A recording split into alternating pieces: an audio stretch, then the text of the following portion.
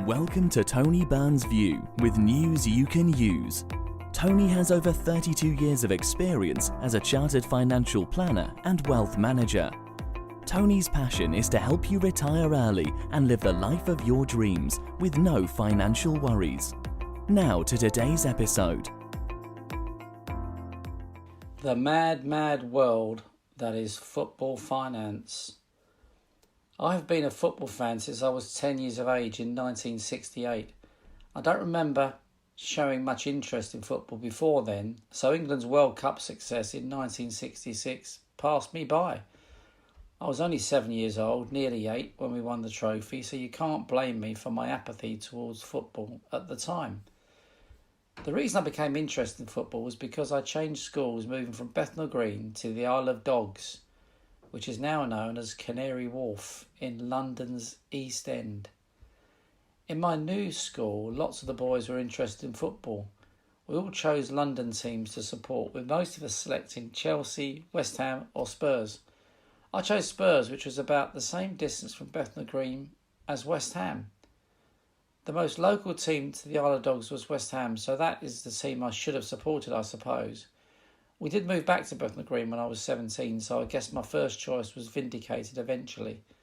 Of course, these days, kids just seem to choose the most successful Premier League team to follow, rather than their local teams. Football finance was a lot simpler in 1968. Football clubs earned most of their revenue from gate receipts. The era of digital TV hadn't yet begun. Salaries were much lower, as were transfer fees. The largest clubs globally were situated in the largest cities, which attracted the largest number of fans to matches. This system of football finance lasted for about the first century or so of football worldwide. Digital TV first emerged in the UK in November 1998. The UK was one of the first countries in the world to offer digital TV. Earlier, in 1992, the Premier League was formed in England. It was a breakaway from the English Football League. The combination of these two events in the UK and the equivalent in countries worldwide transformed football globally, especially in England. Because of TV money, the game has grown enormously. The top clubs globally now have turnover in the hundreds of millions of pounds, and it is mainly made up of TV money and sponsorship deals. These clubs are described as the richest clubs in the world, but of course that is totally misleading. These top clubs simply have the highest turnover, and they are usually owned by billionaires. It is the owners who are rich, not the clubs. Why is this so? Well, it's because money in football doesn't get reinvested into the game. It doesn't trickle down into the grassroots of football. Instead, it totally disappears from the game into the pockets of the few rich footballers at the top of the tree in the form of salaries, bonuses and image rights. It also gets paid to agents. It is estimated that as much as 80% of club turnover is typically spent on players' salaries. That doesn't leave much money to pay the rest of the club's expenses, including transfer fees for players. That's why most football clubs continue to lose money despite huge increases in turnover annually. The problem with so much money swishing around is that it creates a culture of greed and dishonesty. Most of the players are constantly cheating by diving and feigning injury in order to win the match and earn those lovely bonuses. It's not as if the top players even need the money. Most of them are already multimillionaires. Whilst I love football as a spectacle, I cringe at watching grown men so obviously acting, cheating and doing their level best to get opponents booked or sent off. It's pathetic. As for the disrespect they show referees, it is appalling. These top players should be role models to society, but most of them are the opposite. It's truly shameful. I don't know how they could even look at themselves in the mirror. Most billionaires treat their football clubs as expensive playthings. It's a status symbol owning a football club. Money is no object. The trouble is that largely money does buy you success.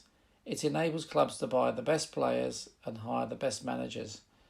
The smaller clubs further down the food chain don't have a hope of ever competing with these wealthy clubs. The mere fact that the top 12 club owners in the world wanted to form a European Super League with no promotion or relegation and huge financial rewards for these few elite clubs just goes to show how much out of touch with reality these owners really are. Fortunately, this insane idea failed because of universal disdain for the project, especially from the club's own supporters. So the mad, mad world of football finance continues unabated.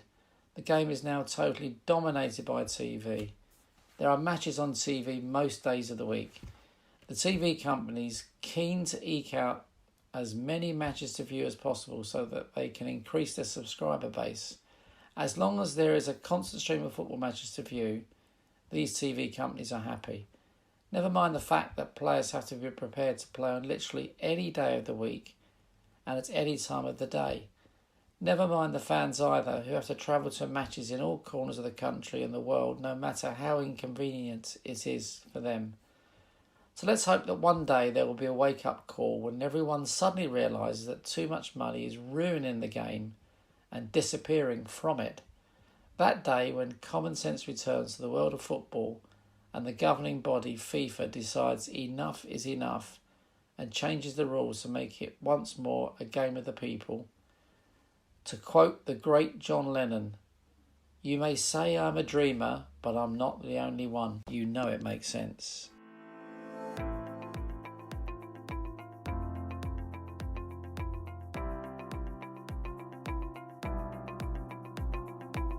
Thank you for listening to today's episode. If you enjoyed it, don't forget to share it with your friends and family. For more information, head to www.wealthandtax.co.uk.